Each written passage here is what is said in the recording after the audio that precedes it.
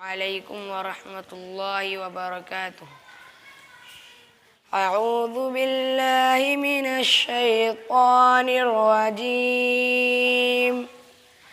بسم الله الرحمن الرحيم. وإذ يرفع إبراهيم القواعد من البيت وإسماعيل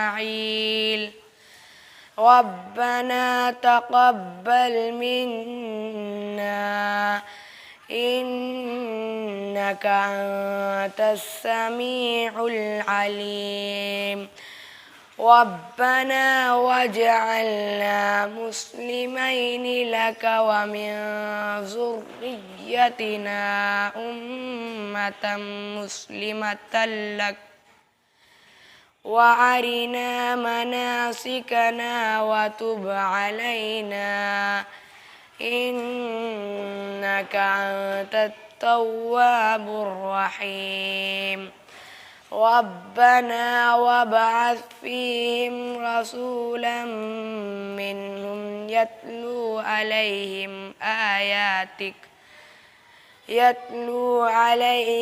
آياتك ويعلمهم الكتاب والحكمة ويزكيهم إنك أنت العزيز الحكيم.